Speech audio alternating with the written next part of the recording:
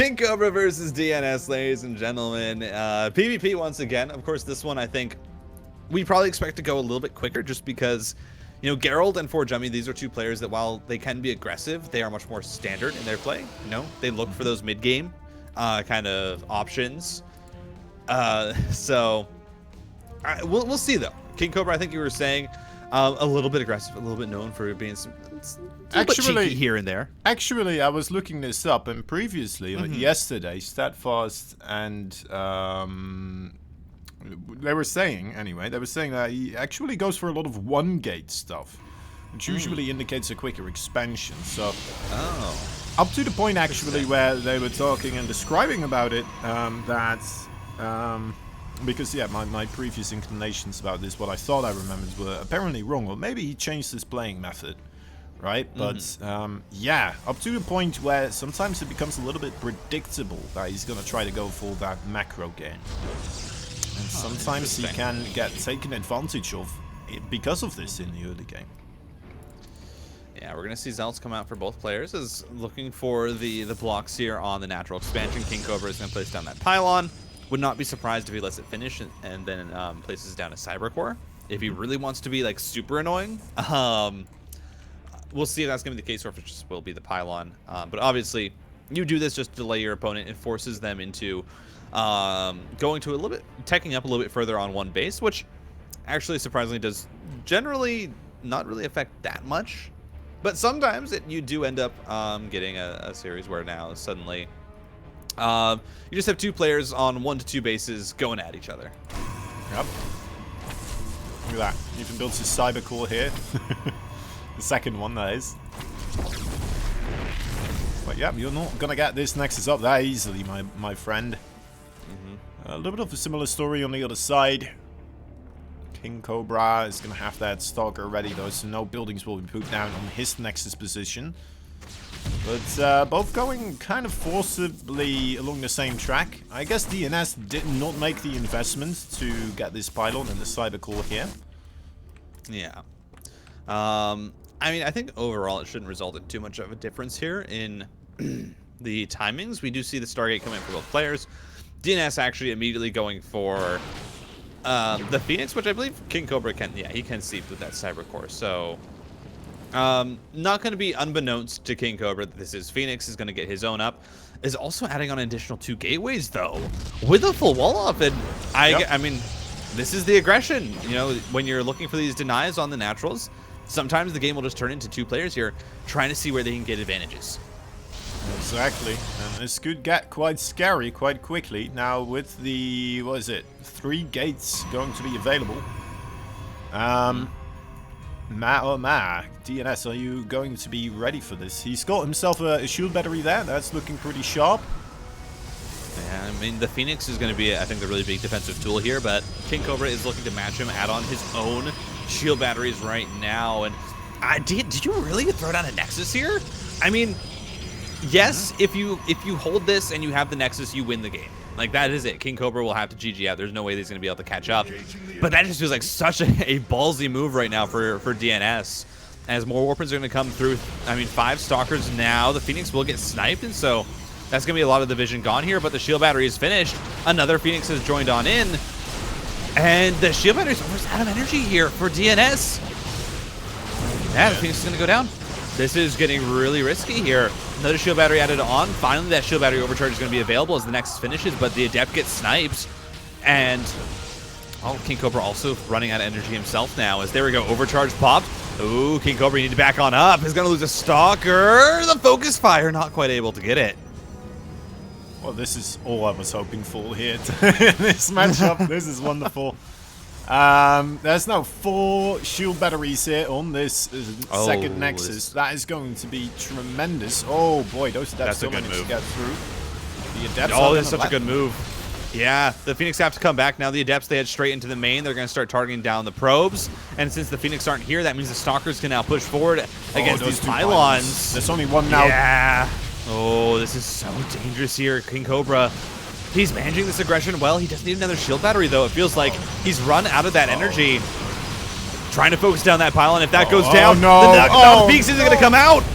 Massive for KingCobra. That And is he still rough. has money to spare. I mean, he's on one gateway production right now. KingCobra is still in the 3 with the Stargate there as well. And there we go. Additional shield battery coming up as well. That means there's going to be more healing here for KingCobra. Finally, a pylon is going to repower these shield batteries. Shield battery overcharge goes down. KingCobra just has to back on up. Phoenix getting the lift is just in the range of that overcharge. Man, that Phoenix, finally, it's going to be able to finish up right now. And, well, it looks like DnS is still somewhat comfortable here. His army units still up to snuff, right? The 5 Phoenix in particular, as you said, a crucial tool here. And they are growing in size, which is very important. But this Stalker size of KingCobra, however, that is quite terrifying as well. Once the Void Ray comes out, though, that is really going to be what can swing this game. If KingCobra is not able to focus that down, that's what he needs to try and do. Maybe force the fight as Phoenix goes down, another one goes down. The Void Ray is going to come out, though. And with the Void Ray here, 4 shield batteries as well. It feels like DnS, he's in a great spot to try and hold this. He's going to try and break it. Now there's no shield battery overcharge. They're all out of energy as the Adepts, oh, they shade on in. The Void Ray stays alive. But now you're going to start to see some probes go down in the main, as once again, these Adepts doing such a good job of distracting from the front. And KingCobra, I mean, it feels like this pressure should have been over ages ago, but he's still keeping it alive. He does need to add on more shield batteries, though. He's floating 400 minerals right now, and he has no more energy left on his current shield batteries. Yeah, I think unfortunately this push has run its course, and the backup plan is non-existent, of course, of the back of this. I mean, it really is the moment. He has to make it work here, or this is just gonna not be a game that goes into his favor. In once more with the 2 Adepts. Can he make the Void Ray! I don't think so, man. It's just... No. The Void Rays go down? Oh, wow. No, it doesn't matter. I mean, the Void Rays go down. The shield battery does finish up here, and I mean, DnS is pushing a bit far. DnS is actually, wait, DnS is pushing too far forward. That was into a shield battery. The Phoenixes were not there because they were dealing with the Adepts in the back. I mean, I think DnS still has enough, though, but that was... and made it a little bit closer than maybe it should have been. Shield battery overcharge to save the Stargate. He's finally going to commit down the ramp. He knows that there's no more energy left on those shield batteries. And man, it was close, but DnS able to find the hold here against the 3-gate Blink Stalker. GG! It's going to be game 1 going the way of DnS.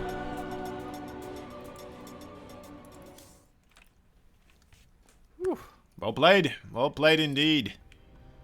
DnS holding off the aggression right there. And I gotta one came away respect now. KingCobra, though. He made that close. He made that close. He made that close. It got exciting as well. I was very worried when I saw those 2 pylons go down. I thought, all right, this could be it, man. This is so much production right now. This is that 1 gateway available to warp stuff in with. That's cutting it close. But he managed. He managed quite well indeed. Yeah. Yeah. Game number 2 happening on Data C. It's going to be starting up momentarily, of course. And this could potentially already be the last game for today's B stream. It's going to come down to whether or not KingCobra will be able to manage to obtain a victory here. We'll have to wait and see. Yeah, can he pull it out? I mean, I think the cheese is a decent idea. Yep. I think in theory, you know, that build can work, but I think the real issue was that he didn't rebuild his shield batteries soon enough. I think because they ran out of energy and they still had like 300 minerals floating, where he didn't rebuild those shield batteries, and that just meant that he couldn't continue to push up that ramp. So, you know, just those small little things when you're trying to be that aggressive can really swing the way this game is going to go. And so, you know, if KingCobra decides to go for that again, maybe this time, if it's just a little bit more clean, you can pull it off. Let's wait and see. 1 point behind right now, playing for Root Gaming. It is the Blue Protoss, KingCobra.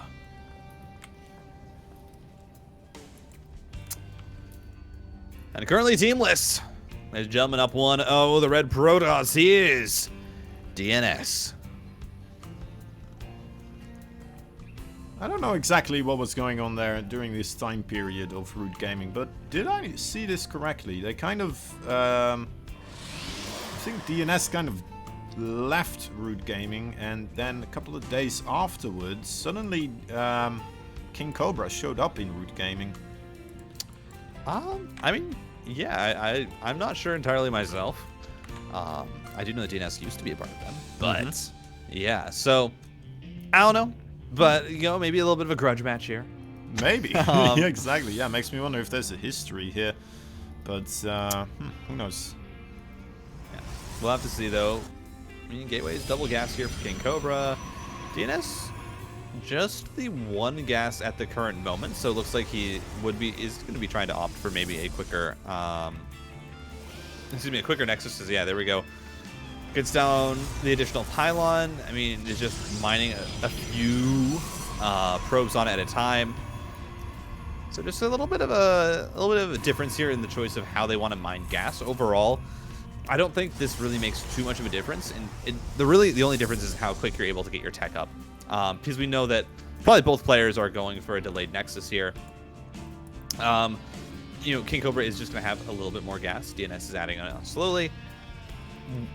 But that's just a stylistic change. Yeah. Yeah, it's going to bring them into the same area in the long run anyway.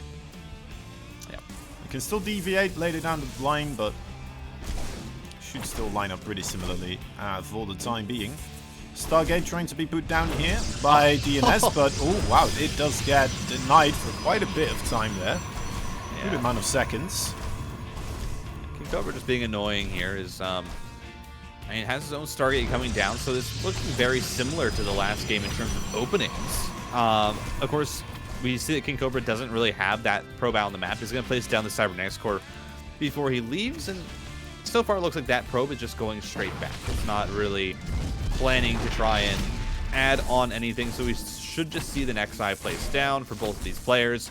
KingCobra will have a slight advantage in that timing, so he's going to have a few more probes, most likely, as that Nexus finishes up and allows him that double probe production for a bit of time before DnS gets his own. But Phoenix on the way once again, so we'll see if KingCobra goes for the Oracle. I mean, I don't imagine it would be, though. I feel like the Phoenix on Data C is just safer, considering you know your opponent is also playing Stargate. Yep. Yeah, I think you're right. You can make it work still, right? You can have an Oracle versus a Phoenix and still get the overall victory there in efficiency, but it requires a certain grain of luck to go with your flight trajectory of that Oracle. Yeah, absolutely. Nexus is coming down, and the Nexus timing is actually quite big here, as KingCobra misses the block there onto the Adept. He's gonna have to lift it up, but should be able to deal with it pretty easily. Now both players in the know that there's most likely Phoenix production on the map, and we'll see really what this Nexus timing, you know, comes out to. We have Chrono Boosts available. I don't know if we're gonna see KingCobra just try and, I mean, there's two options here, so hear me out, goes in. Double Stargate, we see that DnS is going into that. What you will sometimes see is double Stargate off 2 base into a 2 to 3 base triple Stargate Phoenix, depending on if both players are continuing to go on. Or, this is what we've seen by some players, is actually double Stargate Anion Pulse Crystals with that fast fleet beacon to counteract that. Right. Yeah, it could definitely allow you to absolutely dominate that Phoenix versus Phoenix battle. And sometimes that is going to be enough for you to just kind of whack the rest of the army your opponent has straight afterwards. Actually, the Zealot walking in a little bit further than he should have because of that probe being such a nuisance before. Yep, putting that Stargate not exactly where DnS wants it and having to block his wall now with a shoddy wall, a Stalker and a Zealot, and it still wasn't enough. Yeah, and we're just going to see, I mean, the double Stargate for both players, the Phoenix versus Phoenix. This is going to be a game of both players building up to the point where then they go for a fight, and then from there it might just spiral out of control depending on what happens. Really, it all comes down to that micro, to how you're able to one-shot the Phoenix of your opponent, and of course just depending on the choices that you make to try and get that advantage. Of course, the faster 2 Stargate for DnS is just so nice. Like, it's going to allow him to get on the map a lot quicker. And we're seeing KingCobra is going to be going for what I was talking about earlier, which is that 2 Stargate Fleet Beacon for that really quick Anion Pulse Crystals. Yep. Yep, it's cool to see it on KingCobra instead of DnS, right? This is one of the player you kind of speculated about perhaps going that way, but it's on the other side now. He's gonna need it because he only has the 7 Phoenix versus the 11 here of DnS. Already being a nuisance.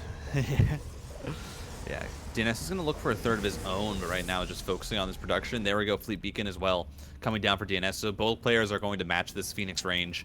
But again, when you have that advantage on it, when you have the uptime where you have Anion Pulse Crystals and your opponent doesn't, if you're able to take that fight and you're able to micro it well, you can absolutely dominate that.